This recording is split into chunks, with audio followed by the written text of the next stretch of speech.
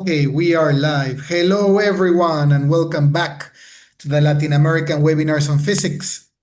I'm Joel Jones from the PUCP in Peru, and I will be your host today. This is webinar number 195, and we're having Samiur R as a speaker. Samiur is currently a fifth-year PhD student working at the Oklahoma State University under the supervision of Vedran Burdar. Previously, he finished his bachelor at the University of Dhaka in Bangladesh, which was followed by a master's at the University of Alberta in Canada. Today, Samiur will talk about the renormalization group running of neutrino mixing angles and its test at IceCube.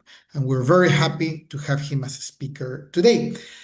Now, before we begin, let me remind, as usual, all viewers that you can ask questions and make comments via the YouTube live chat system. And all of this will be passed on to Samiur at the end of the talk. Okay, so having said all this, please, Samiur, the floor is yours.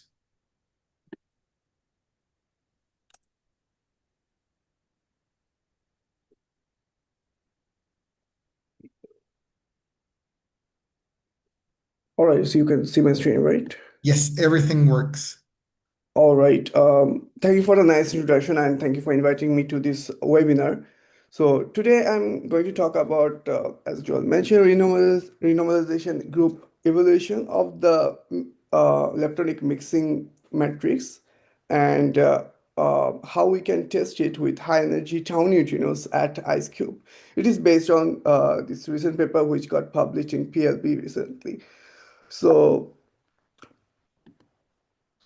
here's the outline for today's talk. First, I'll talk about the neutrinos in the standard model and the motivation for BSM.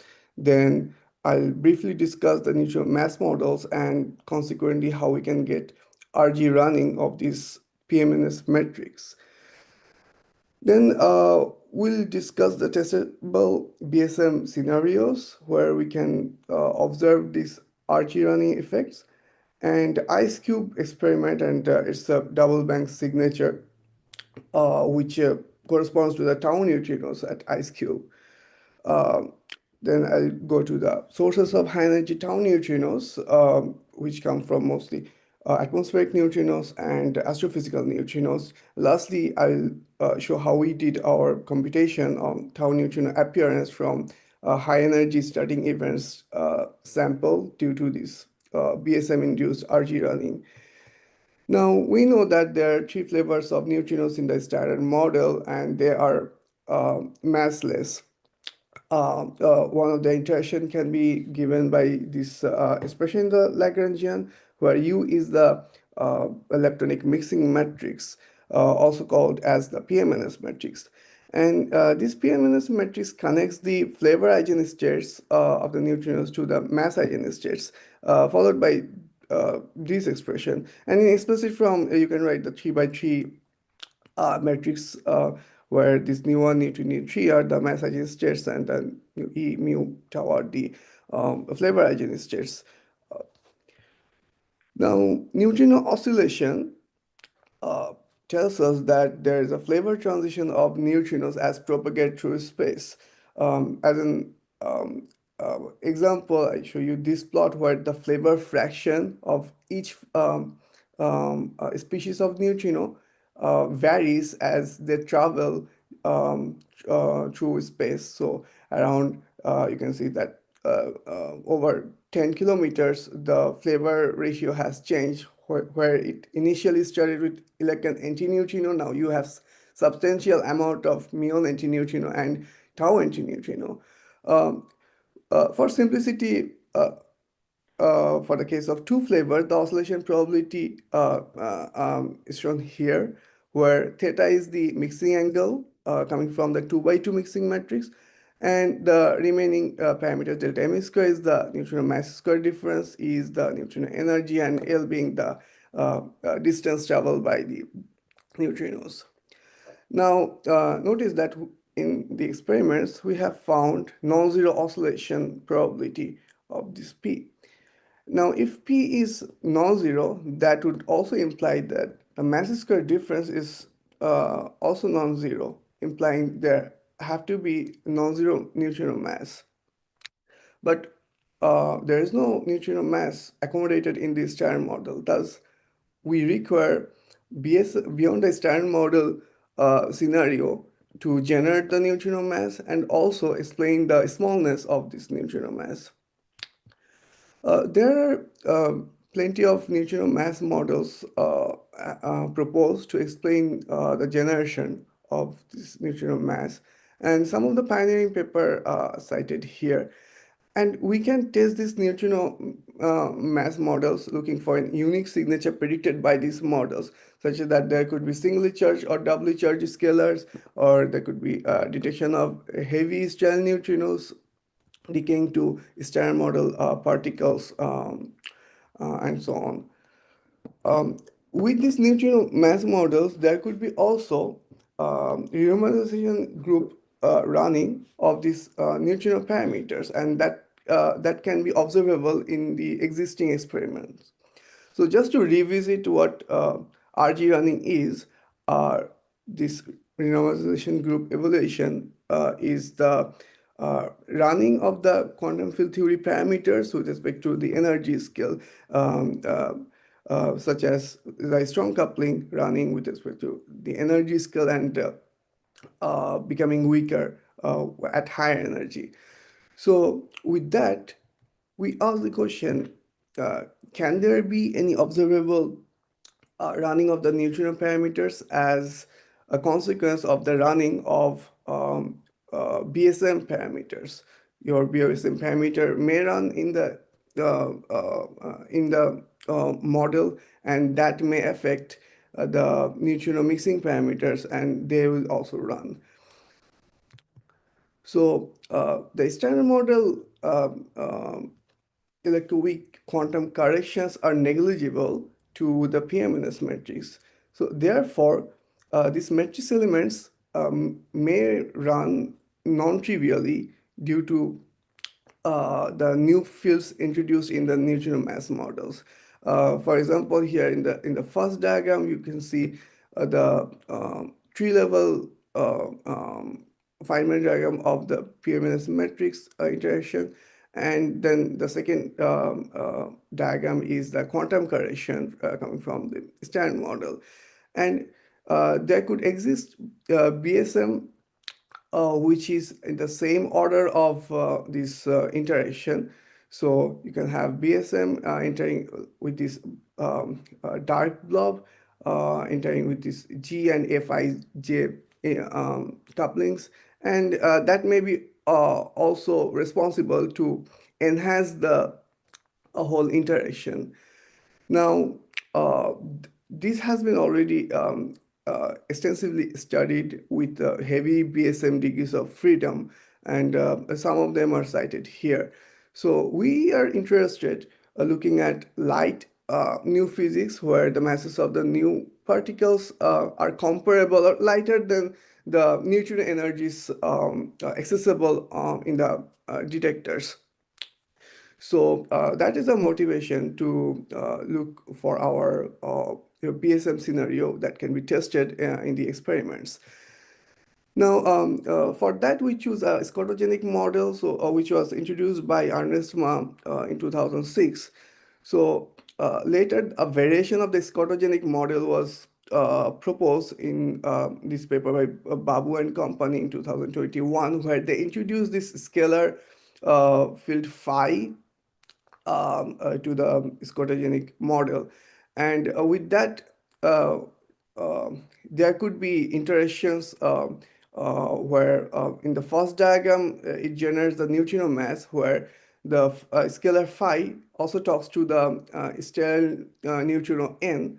And if phi is light enough, then it can also contribute substantially from its quantum correction, because these loop corrections will become prominent if phi is at a low energy scale.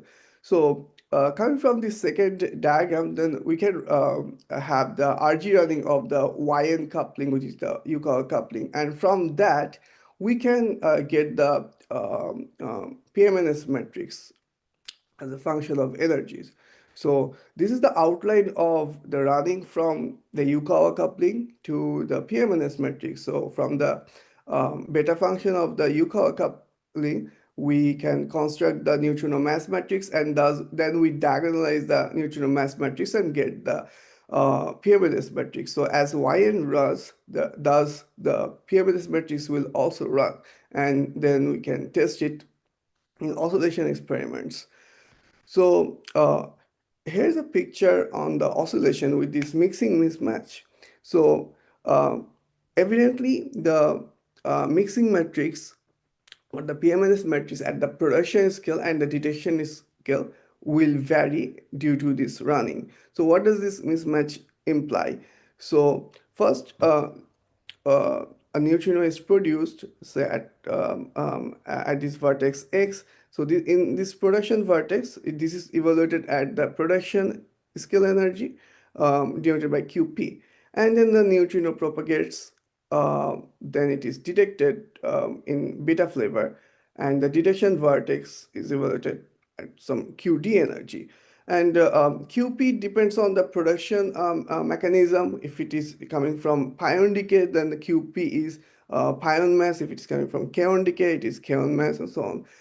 While the detection vertex QD has a range. Considering let's say deep energy scattering, it can range from 0 to square root of 2 mn times neutrino energy, where mn is the target it is scattering with, and the nu is the neutrino energy. So, so we can see that detection scale energy is not a fixed quantity. Depends on the energy. So higher the energy, the larger this range is. So these two energy scales, production scale and detection scale energies, enter into the oscillation expression. So this is our oscillation expression, where usually we put the same PMNS matrix here and here. However, since if there is a mixing mismatch, therefore these two matrices are unequal, and if their inequality will affect the oscillation probability, thus giving an enhanced or a decreased flavor oscillation eventually.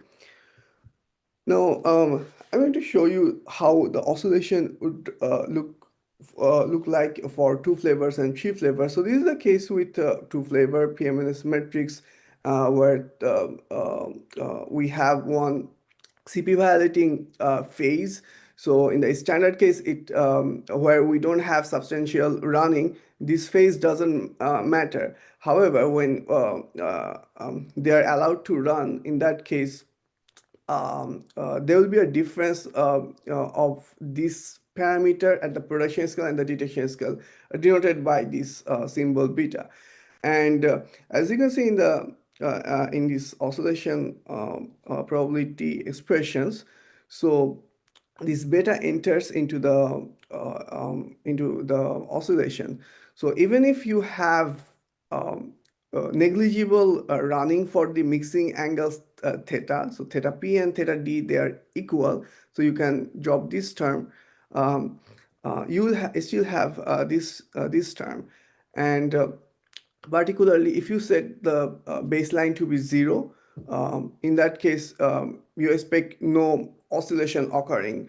However, if you have non-zero CP violating phase difference, which is this beta, then even this term drops out. You will still have some non-zero contribution to the oscillation. So so running is also responsible to give zero baseline oscillation due to these CP violating phases. To extend this scenario to three flavors, then we have now an additional CP violating phase. So total two CP violating phase, alpha and beta, and then we can also write the expressions in the following form. So this the only difference from this to any standard oscillation is that now the PMNS matrix depends on the energy scale, where we start from production scale alpha flavor, and then the detection of beta flavor, it is evaluated at detection scale QD square.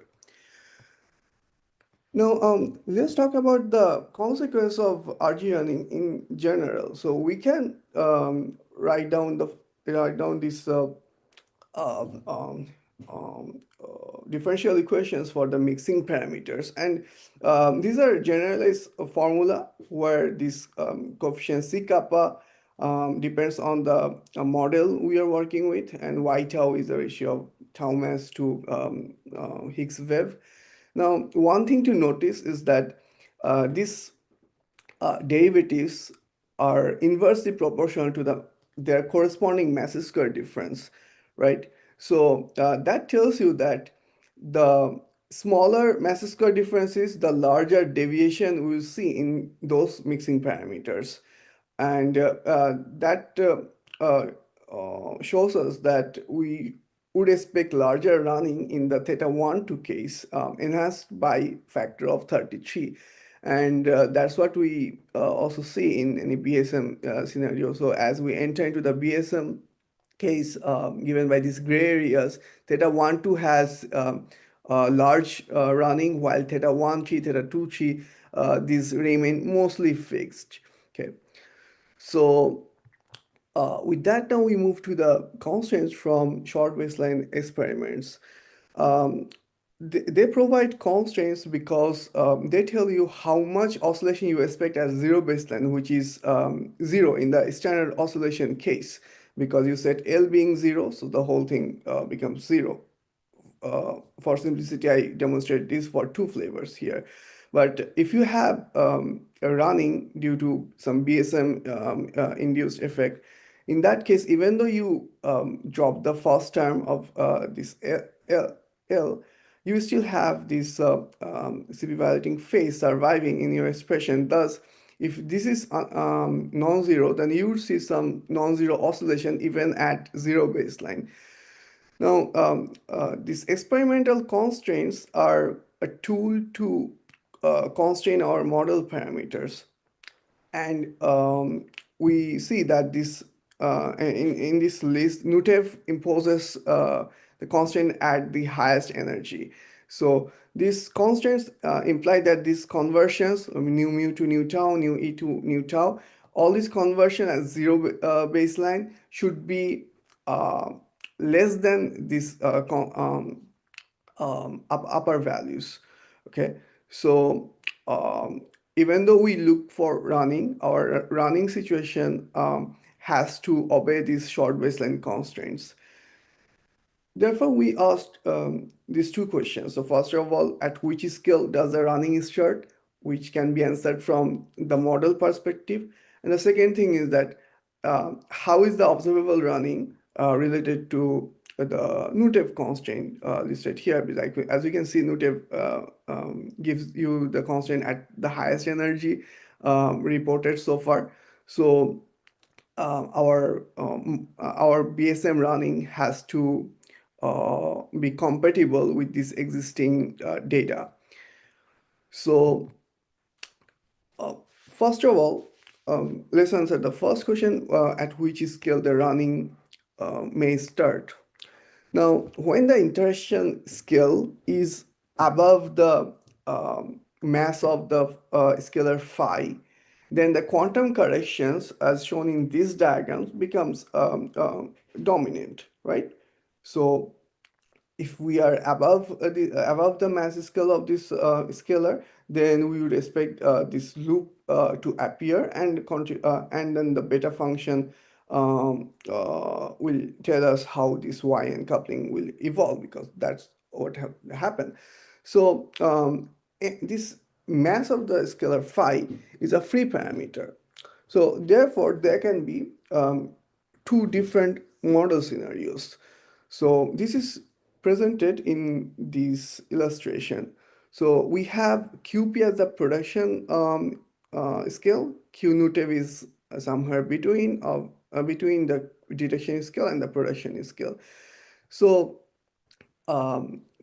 since m phi is a free parameter, it can stay in the first interval between QP and Q nutive, or it can be between the nutive scale and the detection scale here.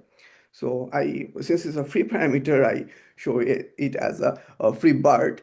And with these two scenarios, now we can test in which case we should see observable running that can be tested in any experiment.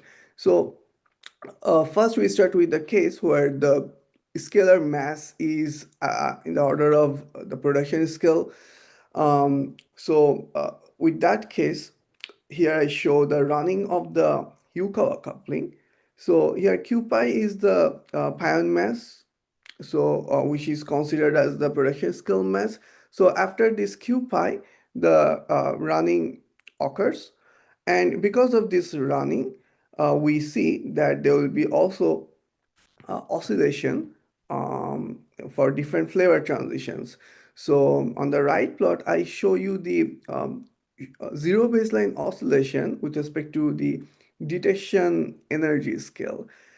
Now, there are three different colors associated with three different types of oscillations, and I present the nutive constraints with these cross-like symbols. So, nutive constraints are applied here, and therefore the benchmark for which I made these results, those benchmarks satisfy the nutive constraints. So the oscillations corresponding to their respective colors also respect the nutive constraints. So the oscillation is below their corresponding colored cross.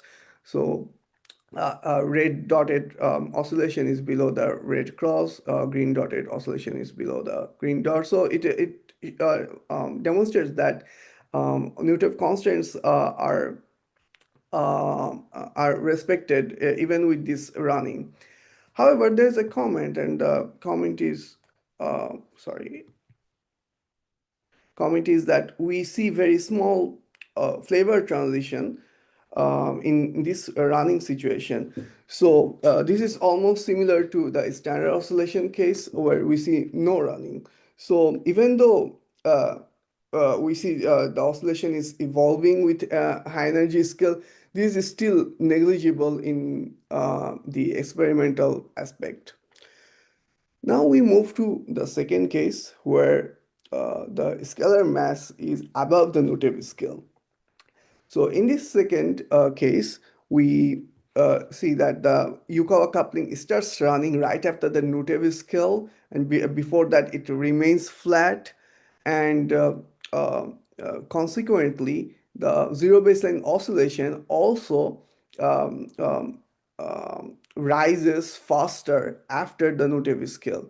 So before that nutive scale, the oscillation remains close to zero, but after that it rises and gives you substantial running. So from this observation, we make this comment that we can see significant flavor transition uh, in contrast with the standard oscillation prediction where we expect the oscillation to be zero, right? So in this case, we can have substantial oscillation which can be tested in the experiments. Thus, we make comparisons between these two BSM cases, where in the second case, with energy with the scalar being heavier than the nutive scale, we can have larger running and observable oscillations. So, thus, we consider this second case for our remaining analysis so that we can test it in experiments. So it leads us to the question which experiments can test this RG running of this PMNS matrix. So first of all, this occurs at high energy, so we need access to high energy neutrinos. And then we also need to have sensitivity to flavor transition. So in other words, there has to be oscillation sensitivity. So we have to have information of the initial flavor and final flavor. Now, for that, we can look at different experiments, but we need high energy neutrinos. So therefore, we look at neutron telescopes such as IceCube, KMGNet, and so on. Also, we need to choose our signal such that we can have maximal contrast between the production scale and detection scale mixing matrix, so that their mismatch is enhanced in the signal when we compare standard oscillation and running oscillation. So this leads us to IceCube, which we choose for our analysis.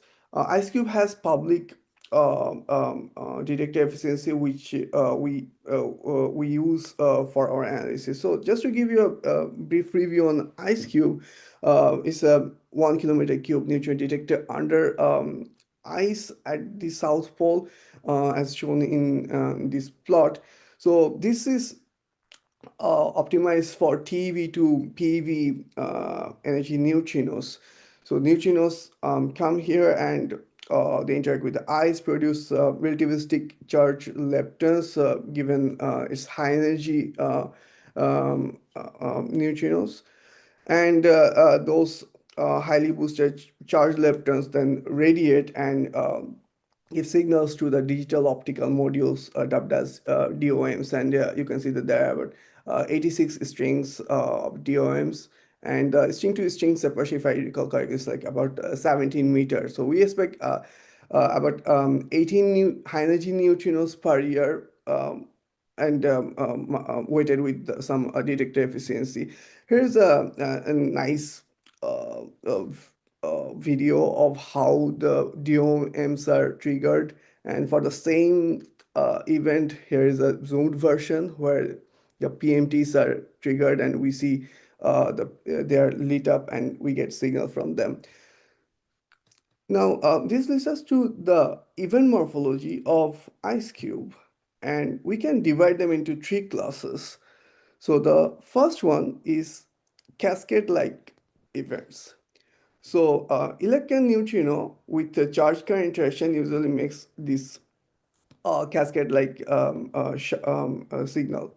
And there are all the other neutrinos interacting with neutral current will also make this single cascade. So this is good for reconstructing energy, but also it has poor angular resolution. Second, there is muon neutrino and atmospheric muons, which creates track-like events. So since muon has longer lifetime, therefore it goes straight without emitting much bremsstrahl, unlike electron. So this morphology gives you better reconstruction potential to identify the duration of the neutrino signal, but it has a poor energy resolution compared to a cascade signal. Lastly, we go to double bands, which is the main signal for our work, which I'll discuss further detail. But so double bands is associated with tau neutrino charge current interactions, and these are distinct signature of tau neutrinos. Why is that? Let's see. So when a high energy tau neutrino hits the detector, first it converts to tau lepton. So we have the tau producing vertex. This creates a first shower. Then the tau propagates for a while, and then it decays. And as it decays, this vertex correspond to a second shower. Now, tau has a lifetime of about 10 to the minus 12 seconds. So it is a very small time. So the larger the energy is, the farther it can travel. Therefore, the separation of the first shower and the second shower depends on how high energy your tau neutrino is. And we can sit down and do the calculation to show that for per PV energy, there will be about 50 meters of separation between this first shower and the second shower. And together, this is called double band signature of tau neutrinos. So if your tau neutrino has low energy such as 100 TeV. In that case, you would expect the separation to be about 5 meters. And as I mentioned earlier, the string to string separation is 17 meters. So for a 5 meter separation, double banks may not be identified precisely. However, if you have a 1 PV 1 PV tau neutrino, then it can create separation of as long as 50 meters, and therefore this can be discerned compared to other cascade-like signature and of course track-like signatures. So here's to give you an idea how rare these events are. So high energy starting event sample collected in 7.5 years reported about a total 102 events.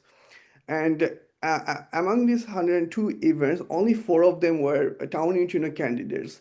And after passing them through proper analysis, they found that only two events actually had high likelihood of being tau neutrino. So one event having 75% probability, and the other one having like about 90% probability to being a tau neutrino. So these are really rare events. However, since it's a rare event, it's also a good place to look for RG running effect. So there are sources of high energy neutrinos at IceCube. And due to this running, these high energy neutrinos can convert to tau neutrinos. So for that, there's atmospheric neutrinos where we have plenty of electroneutron muon neutrinos which can convert to tau neutrinos, and also we have astrophysical neutrinos coming from active galactic nuclei, gamma ray burst, where the flavor ratio may evolve due to running, and we can see an excess of tau neutrinos. So these are the sources of tau neutrinos due to running. We can expect to have an enhanced number of events. So let's go to both of these sources. First, atmospheric neutrinos. So atmospheric neutrinos are produced as the cosmic ray hits the atmosphere. It produces a bunch of mesons, then the mesons decay, and we have the neutrinos. So for that 99%, the neutrinos are muon neutrinos. And in for these atmospheric neutrinos, the baseline, which is the production point to the detection point, namely IceCube, ranges from 10 kilometers to about 10,000 kilometers. Now, here's a fact. So we are interested in high energy neutrinos. So even at energy about 100 GeV, the oscillation length is about 10 to the power 5 kilometers. And the transition probability is proportional to this sine squared of L over L oscillation. So therefore, we can see that oscillation length is way larger than the baseline for atmosphere to IceCube. So therefore, for these atmospheric neutrinos, which are at high energy, baseline is not sufficiently long enough to occur any oscillation in the standard case.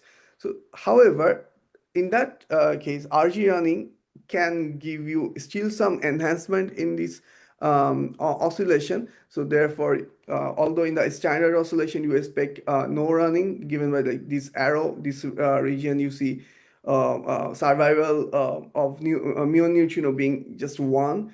BSM running can allow flavor transition and allow some less than one effect in this portion of the plot. So then we move to the astrophysical neutrinos, which are produced in different mechanism with different ratios.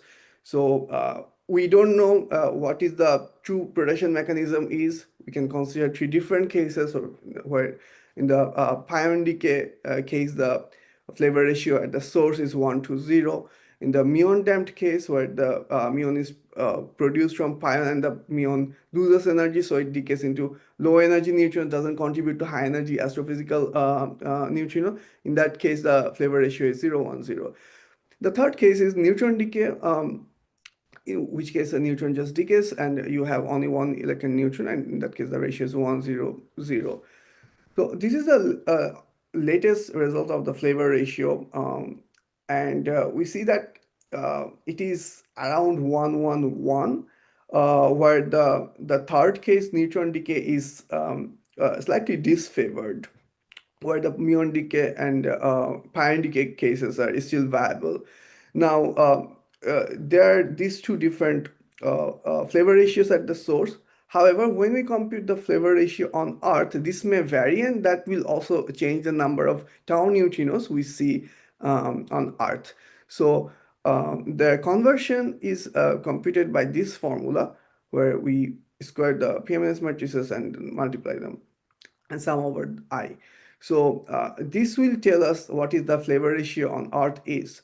And as the running will enter also in this expression, therefore the standard flavor ratio may also vary from the BSM flavor ratio.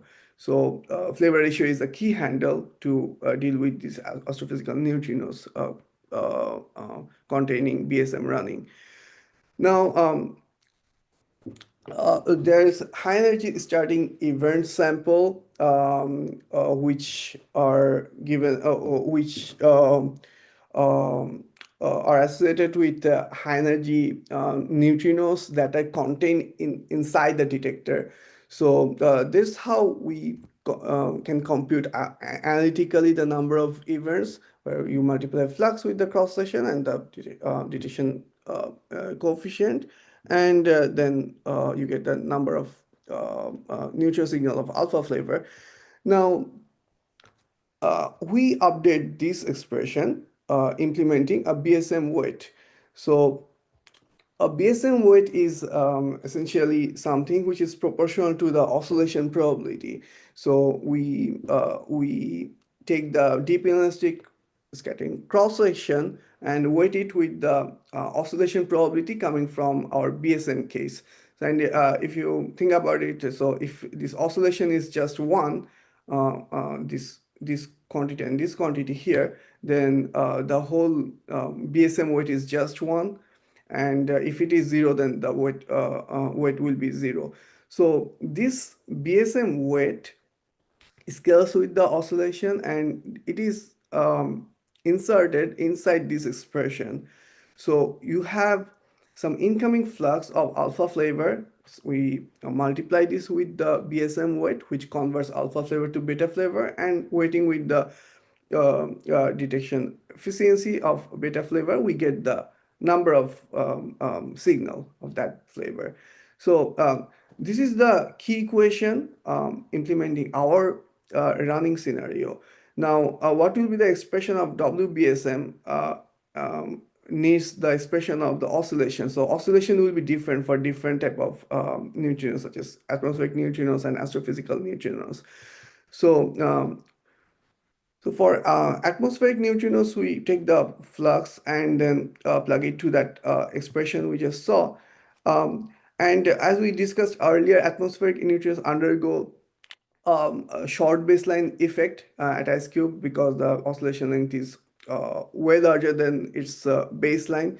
So we use this oscillation formula in the BSM weight expression, and then we plug it here, get the BSM weight, put it there. So for all flavors of incoming atmospheric neutrinos, such as electron neutrino and muon neutrino, we put the neutrino flux here, and then overall multiplied with the BSM weight, we get the tau neutrino count from this incoming flux.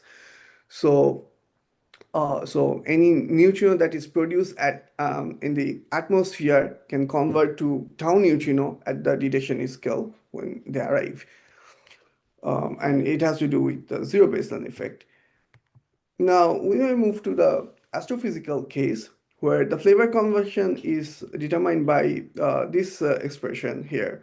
So this is what will enter in the BSM weight case.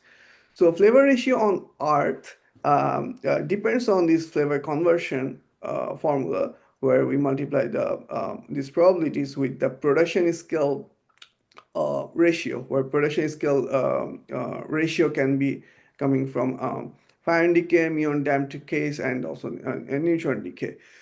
So we implement this expression again, the BSM weight expression, and then we sum over all the flavors to this quantity, which gives us the flavor ratio on Earth. And then we multiply with the astrophysical flux computed from a single power law for a single species. And then we get the number of tau neutrinos coming from the astrophysical flux. So for astrophysical case, we have the flavor ratio computed in this sum, and then we have the astrophysical flux computed from a single power law here. Now, coming back to the Hesse sample again. So in this plot, we can see these staked histograms, which are coming from the Hesse Monte Carlo samples, which were fitted to this true data. Now, this MC sample is used for our analysis to compute the number of tau neutrinos. So Hesse sample are corresponding to the events that are contained. So the neutrino interaction starts inside the detector. That's why it's called starting event. And for their analysis, they chose the neutron energy to be over 60 TeV. So that's why you see this light blue band over here. They're considered only this part because they're interested in the astrophysical neutrinos. For our purpose, any high energy neutrino would work because we want to use the detection efficiency. So we consider all the Monte Carlo events which are above 10 TeV. Also, there were double banks events there as well, which is encoded in terms of morphology. So we choose any double banks signature which has a cascade separation of 10 meters or larger than that. So here now we show how we convert our analytic expressions to the discrete expression applied to the Monte Carlo sample. So here we integrated over the energy in these three equations, where the first one is the standard case, where the second and third one shows you the number of tau neutrinos implementing the BSM weight inside the integral. So we convert the integral to the discrete summing over all the Monte Carlo events, where we have the key difference is that these Monte Carlo weights. So this weight is associated with the differential deterministic scattering cross section and detection efficiency. So the expressions are the same, except we have this Monte Carlo weights multiplied with each event now. Now, from this setup, we know how to compute the number of events due to running as we implement the BSM weight. And with that handle, now we can compare the standard count and the BSM count. In other words, what will be the number of events when we consider running and there is no running. So we show this delta n alpha term, where alpha is the flavor of the neutrino signal I'm interested in. And in the standard oscillation, I would expect there is no change in the number of events, right? And also for the Monte Carlo sample, it corresponds to about 2.5 tau neutrinos. It's a fractional number because Monte Carlo sample multiplied with the MC weight. So the numbers is not physical, but it's acceptable. Now, on the right now, I show you our results for about 1,000 benchmarks. And when we consider these benchmarks running, satisfying all the short baseline constraints, we see that there can be a deficit in the muon neutrinos, and these are also associated with an enhancement in the tau neutrino count. The best case scenario is given by this star symbol. So this star benchmark corresponds to the maximum number of double banks produced thanks to this RG running case. In the subset, I show you the astrophysical flavor ratio we used for this analysis. We also used other flavor ratios such as muon damped case and the neutron decay, and we found that there is not much change to this plot. So that's why we stick with the pion decay flavor ratio. Um, just to explore further on the base benchmark we saw earlier, so here is the mixing angles and phases evaluation at that benchmark, and then the event histogram distribution over here. So on the left, you can see, first of all, the theta 1, 2 has larger running as expected. And other two angles don't run much given this green one and this gray one. On the other hand, we also see that the CP violating phases run significantly, um, and the um, and the standard model CP phase delta also runs, and um, it is fair to look for substantial running in theta 2 chip because we are looking at enhancing tau neutrino from mu neutrino. So if you want to see excess of mu to tau oscillation, then theta 2 chi should also have significant running, but it is not the case here. So even with that, why do we see an excess of double bands? It has to do with this the CP violating phases alpha tilde and beta tilde.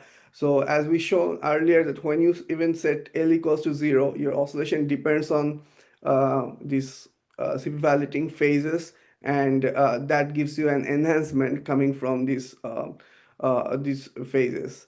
Okay, and on the right, I show you the stacked histogram contribution from the atmospheric neutrinos, atmospheric electron and muons, and then astrophysical neutrinos, which can be initially of any flavor. And the dominant contribution here comes from atmospheric muon neutrinos, while you don't see any atmospheric electron neutrino in yellow color here, because this is so tiny, it doesn't come to this presented Y range.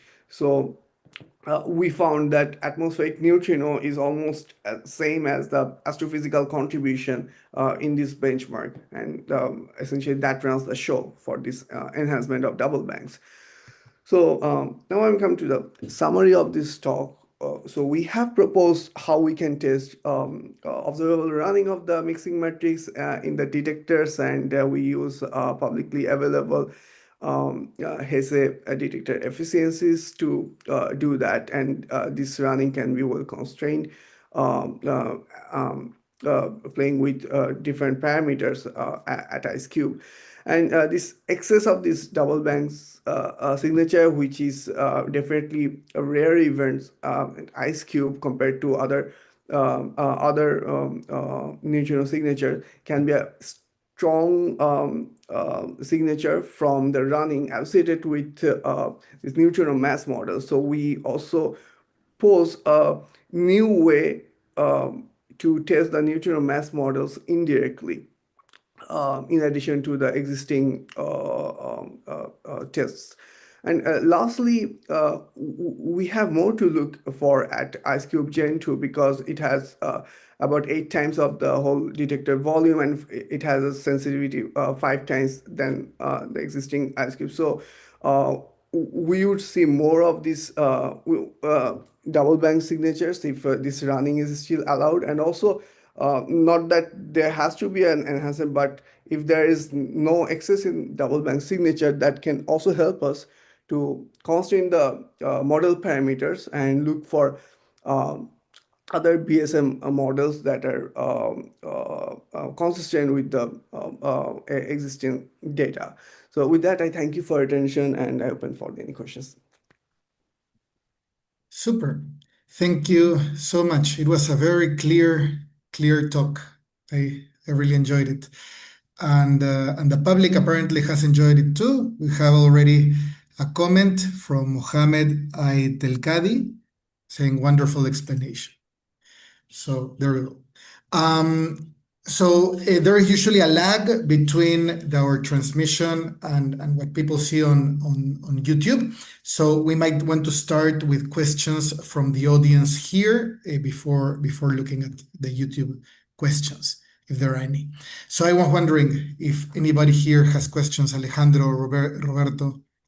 I have a couple, but maybe somebody else. Okay, then I'll start.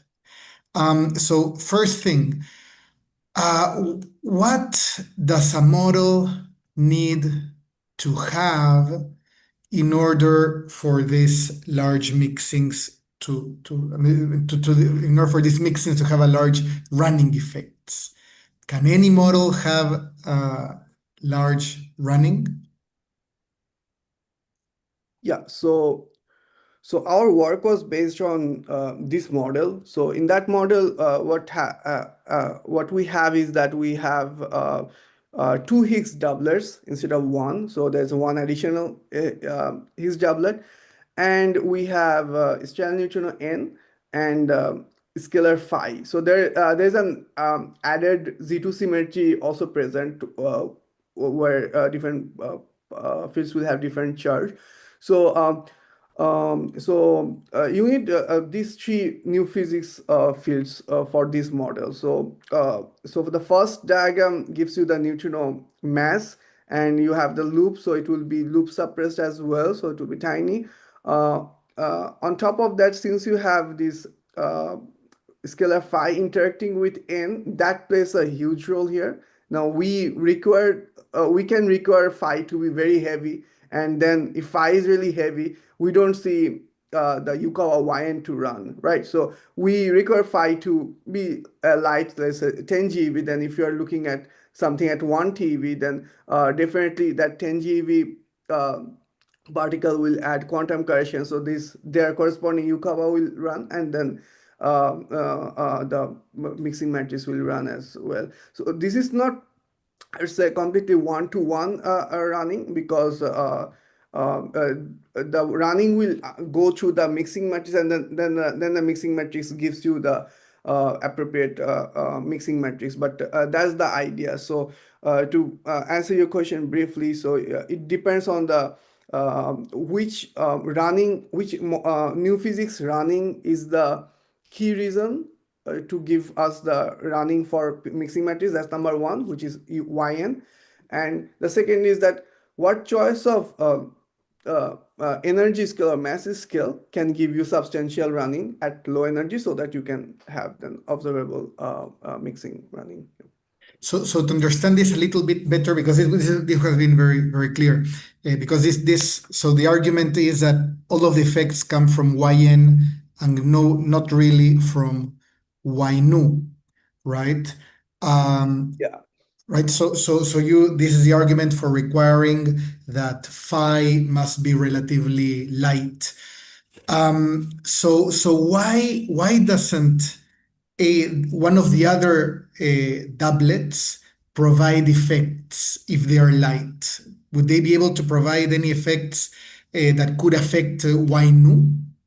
Yeah, so that's an excellent point. So I didn't discuss that part. So yn does run, that's for sure. Now you have brought about y new, which is also the interaction with the Higgs doublet. So we specify that only the scalar phi is light enough. The rest of the fields are sufficiently heavy, so they can be inflated out. So for the whole like energy scale axis, so what the y new, which is the interaction here, this remains actually constant. So we're assuming that we don't reach that high energy, so that y new is just running. Yeah. I see. Okay, super. That was very clear. Thank you so much. Any other question from the audience? Let me check the YouTube stream. Nothing so far. Okay, Roberto, go ahead. Yeah, very nice the topic. Very as I agree with the comment in YouTube that it's very nice the explanation and the work itself is very interesting with the running. So I was wondering, is there any and beside of the double bank and the neutrino observables that also could help to complement the observable, like I don't know the mu2 e gamma or so other type of process that could be affected by the loop processes because far as I understood, you use the scotogenic because the mass itself of the neutrino, the mass mechanism itself of the neutrino is generated at radiative level. So I guess if you have a neutrino that is three level mass, I mean that the mass is obtained by the part that is three level plus something that could be radially corrected, the effect might not be so strong. I would expect. But since you are in this scenario in which the neutrino physics is at one loop at least, uh, it can be also complemented with other physics process like mu to gamma or electron muon conversion or something like that that also relies on one loop processes. Yeah, thanks for your question. So I think so. So you are asking alternative signature for this running effect. So I'm Yes. not sure if we can indeed have. Okay, just to again emphasize though, the signature you are interested in are the non-oscillatory signatures such as mu to e gamma and so on, right? So right, that has to come from the model. So I'm not sure if the model accommodates that kind of signature. That would be interesting to look at, but yeah, I'm not so sure about it at present. But yeah, I see like you were saying that there could be an enhancement such as lepton flavor violating effects to the BSM portion of this conversion. So yeah, yeah, I think that could be possible, but I think it will be also suppressed. So yeah, I think it is something to look into actually. Yeah. Yeah, I don't think that you would have much effects, no, because you need a large Q squared. So for instance, if you have mu e gamma, the Q squared there would be of the order of the muon mass or something like this. So I wouldn't expect Yeah, it would be more like a any. constraint or just to what you Mhm. observe at the low Q. No, and yeah, because of you said that it may have some implication for early universe, like I don't know, Uh, leptogenesis or something like that. That the or the energy escapes in which there are very large Q. if I you don't know. have interactions, no, not Yeah, if you have decays. exactly. No, indicates yeah, exactly. Some other Yeah. physics that have occurred to other scale that could complement the because the idea is very interesting itself. Yeah, yeah, for sure, for sure. Yeah. So with that, just wanted to add this comment. For example, this has been done at very high energy, so you can associate this with leptogenesis, but I'm not sure how much signal will survive even after that. So this is the mixing parameters running at this high energy, and then you have N1, N2 other style neutrinos effects there. But yeah, as Joel mentioned, the dependence actually comes from interaction. So there has to be an interaction of these high energy particles with something else. And we don't know if that will indeed occur at early stage.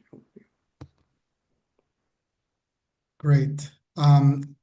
Another question is, so you have presented that this effect happens because of the mismatch between the Q at production and the Q at detection. And as you very well said on your at the beginning of your talk, the Q at detection is not one value, right? It's you can detect the Q max, right? But not the so in principle, what do you need to do to properly take this into? Because I guess that the new TEV Q that you used was the maximum Q, Yeah, or yeah. So Can you repeat your question again? Frank, okay, this is a many-layered question. So first, regarding the new TEV result that you put the constraints given by new TEV, you calculate this at what you mentioned is Q new TEV, right? Yeah. But again, this Q new TEV is a range of Qs. So how did you perform the calculation there? So you're asking how we determine what the Nutevi scale is, right? Because Mm, it's a range of, as you can see, it is a range from up to 250 GeV. Well, the energy is 250 GeV, so it is a so this 15.30 was computed on average. So just computing square root of twice MNE. The average Q square is close to 25 GeV squared from their paper. So for our analysis, so we take the average Q square and then we take the square. So it is close to 5 GeV. So we use 5 GeV as the Nutevi scale for our whole calculation. mhm. Yeah. And So And then for the results with astrophysical and atmospheric neutrinos, the Q squared needs to involve the Parton, the PDFs and this kind of things. What effect does this have?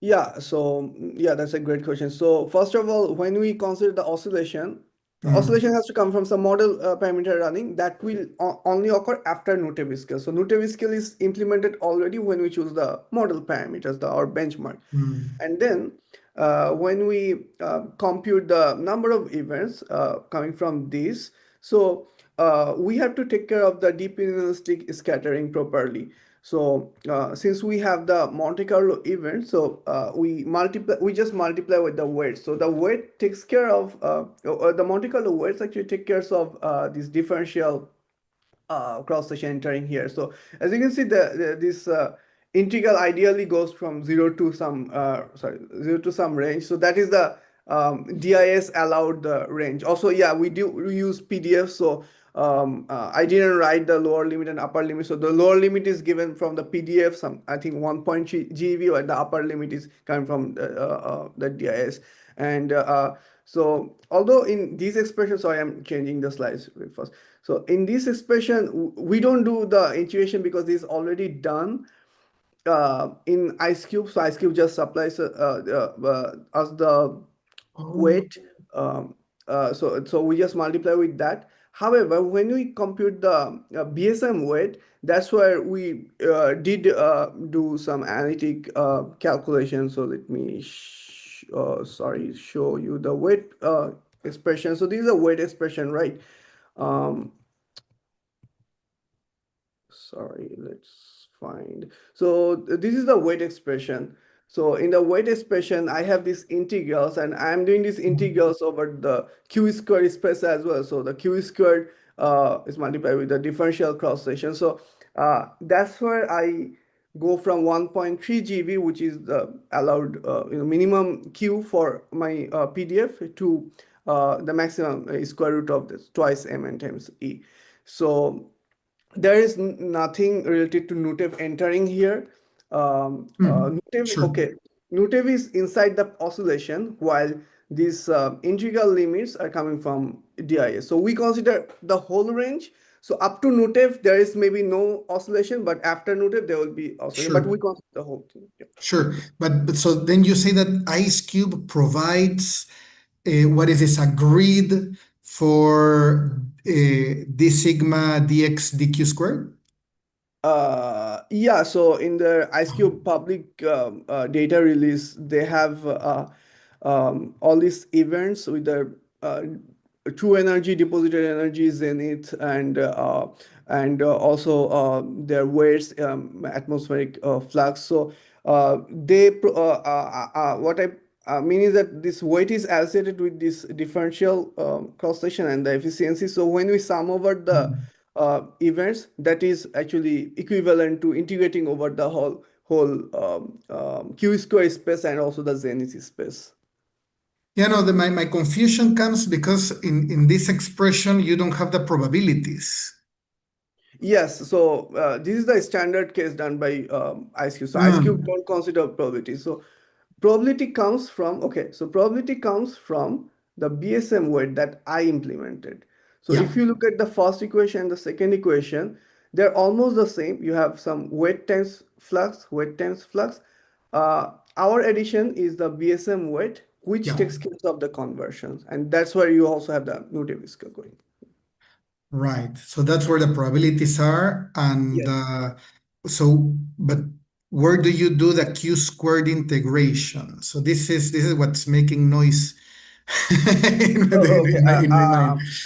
Because Yeah, I see. I see. So this weight is not q square dependent because we integrate over q square then get it. So you see, we are summing over the events, and each event has some certain energy, which is given by E nu. So each weight depends on the neutrino energy. And we only have one argument, which is the neutrino energy. And how do we use it to compute BSM weight? Let me go back to that formula. Yeah, here. So BSM weight uh-huh, uh, there it is. depends on Yeah. the energy. So the energy determines what is the maximum range of your Q square is. Okay, so we use the PDF and the oscillation coming from the model, and then the energy determines the upper value of Q square, and the rest is the standard DIS calculation. Okay. Okay. I was confused because I saw the integration happening twice, right? Yeah, For expressions, yeah. which but here it's like an average. I see. I see. I Yes, understand. yeah, it's an average. So here we do the integration by ourselves. For the next part, it's just done within the summation of events. Sure. Sure. Oof, okay, we are running out of time. I don't know if there's any urgent question by Roberto. Okay, nothing? Super. So thank you so much, Samir. It's been a wonderful talk. I really, really enjoyed it. To all of our viewers, please remember that in a couple of weeks, we have our webinar 196. We have Srimanti Chakraborty talking about axion-like particles with quantum technology. So before we log off, thanks once more, Samir, for the fantastic talk, and see everybody very soon.